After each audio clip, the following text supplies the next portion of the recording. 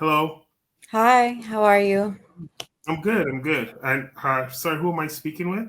Or My name is Jessica Knight. hi, Jessica. How are you? I'm good. Uh, I Awesome. am I'm Well, a I'm a life coach, so just to frame who I am and why I'm here. Mhm. absolutely. Well, thanks for being on the show. So I'm going to ask. Again, we just want to get to know you. Let's understand your perception on relationships. So to kind of give you an idea as to who we are and what we do, as far as the podcast, we are called NoMoney NoHoney, and we focus on relationships. Granted, the name might be a little interesting, right? So the name does not necessarily mean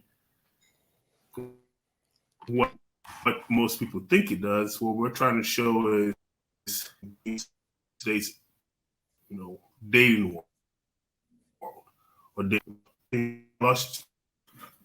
So yeah, so I would like to kind of get your opinion on some of these things and kind of know more about you, yourself, what you do, and yeah, let us know more about yourself. So you said your name is Jessica. You're a life coach, and how?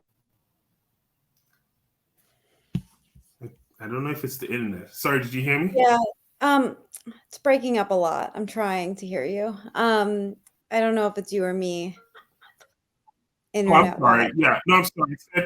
Yeah, it's hope it's not. Yeah, I hope it's not ours. But no, I was saying how. So you said that you're a life coach, right? Yes, Perfect. Okay. I'm a And life how coach. old are you, Jessica?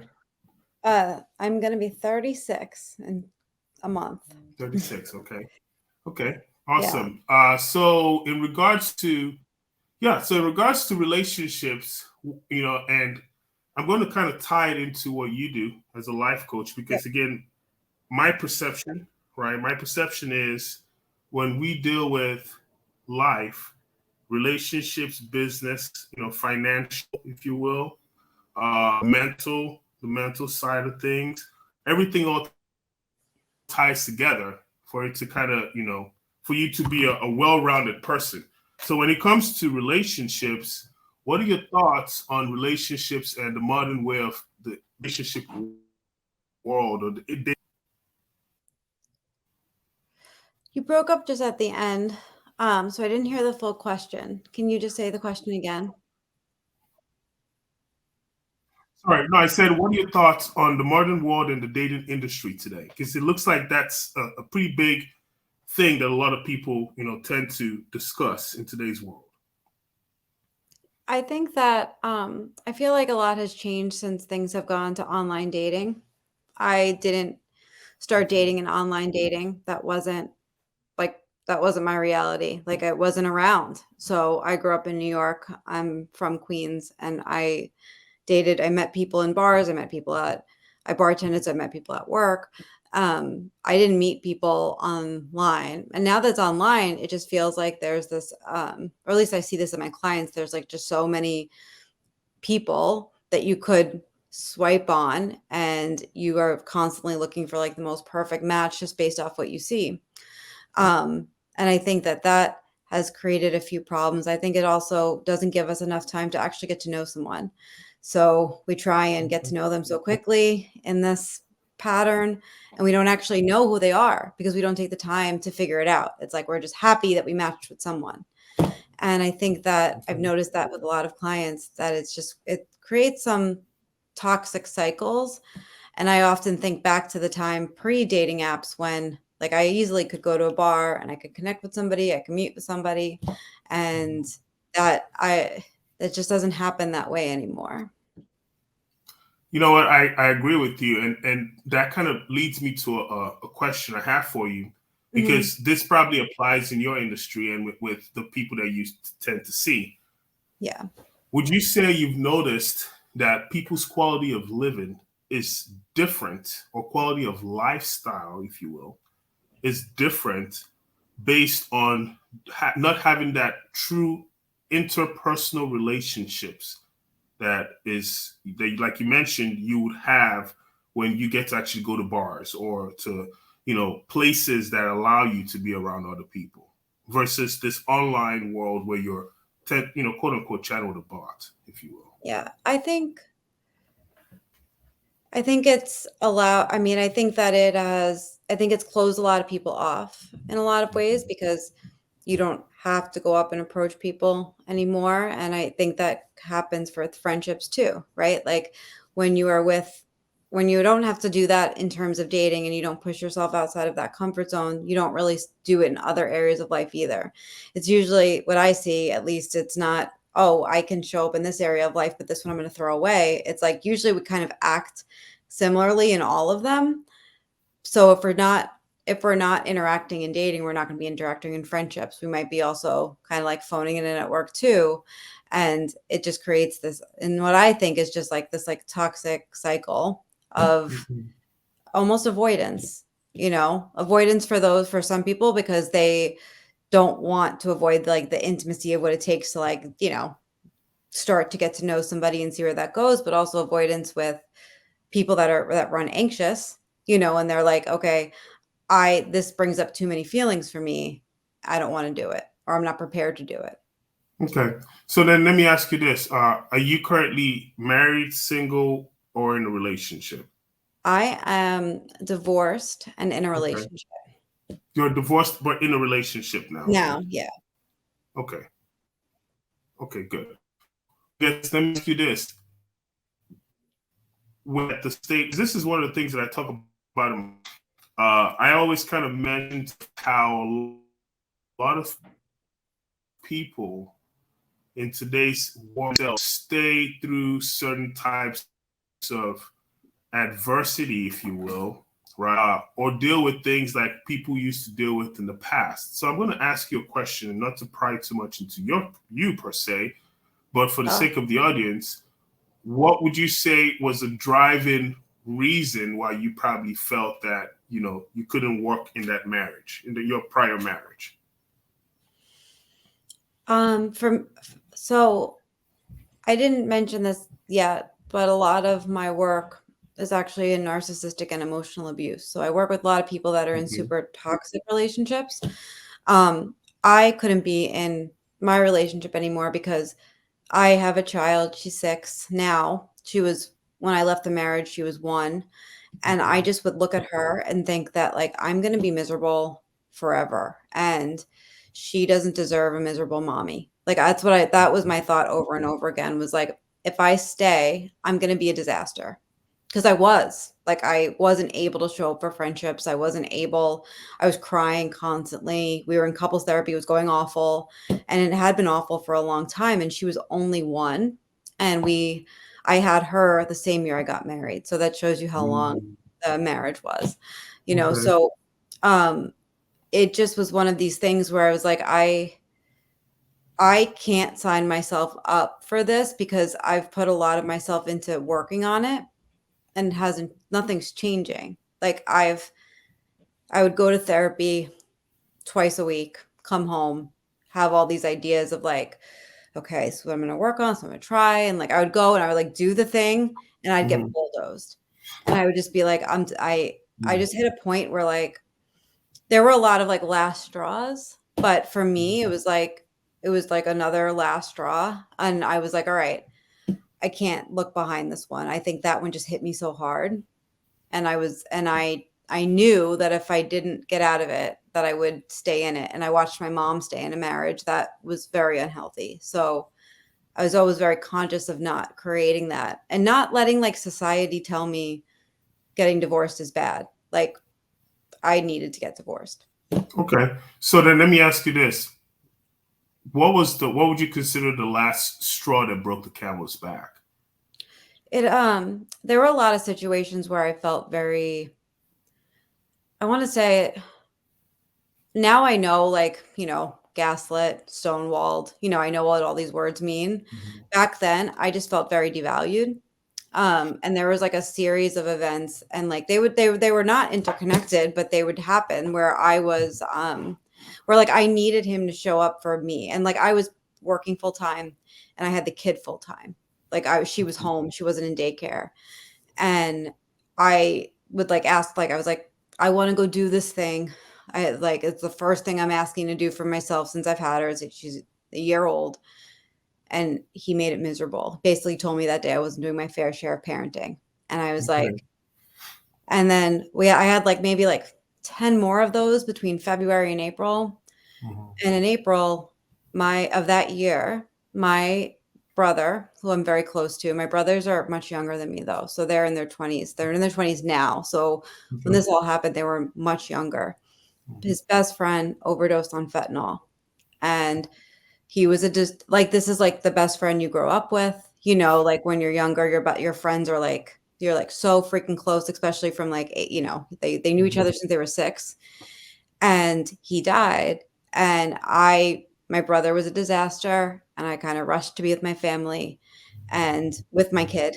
Cause of course, he came down a few days later and then was yelling at me in front of my mom for not, because I couldn't get out of bed. Like I just was at like one of those mornings you can't get out. Like I was barely sleeping for the few days before he got there.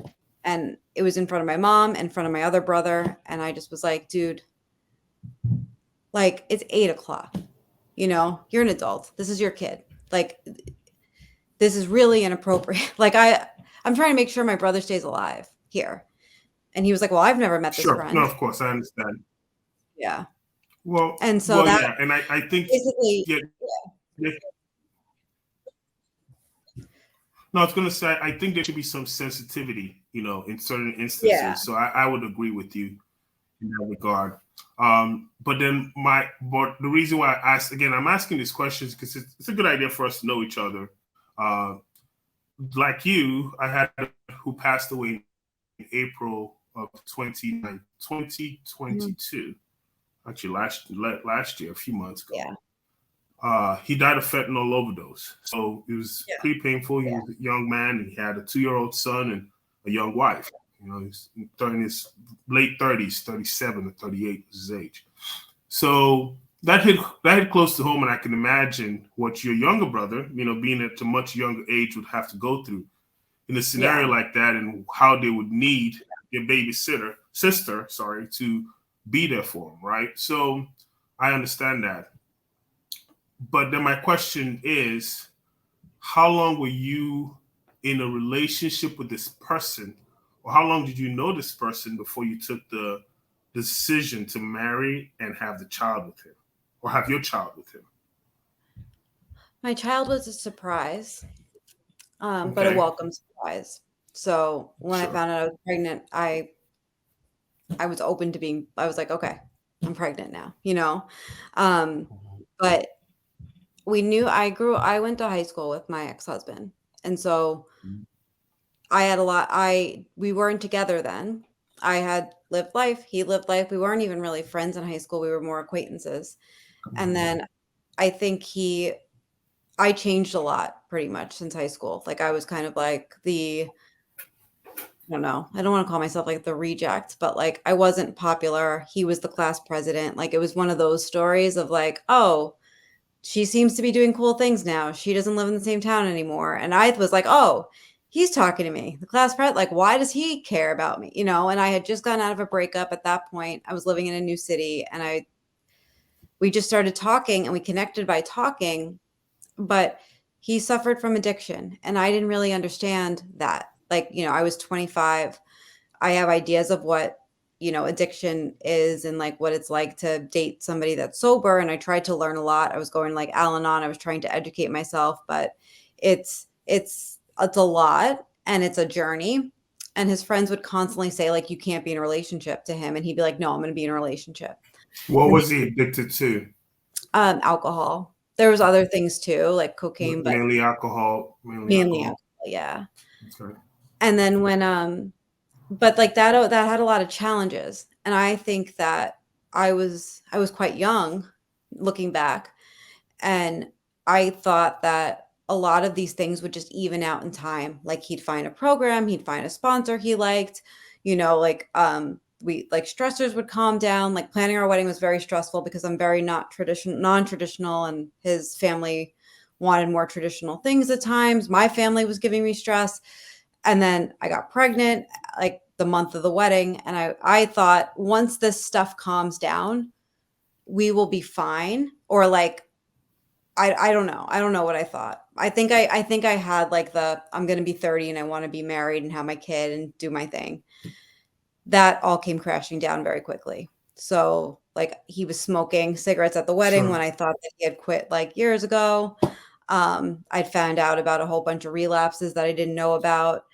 And there was another bad relapse right after that. And I wanted out. I would daydream about writing, like sending everyone's checks back. And I chose to stay because I didn't want to set my child up for that. Like I was pregnant, but I spent the whole pregnancy like very alone.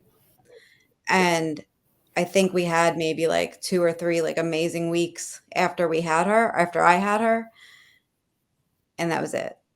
And so for me, it wasn't like I knew I Sure. wanted to get married. It was like when my brother walked me down the aisle, the same brother that I mentioned, he said, "Are you sure you want to do this?" And I said, "No." Mhm. And I said, "But we're here and I'm pregnant. And so we're going to do this." And I really did think it would be okay. Like we would be all right. Sure.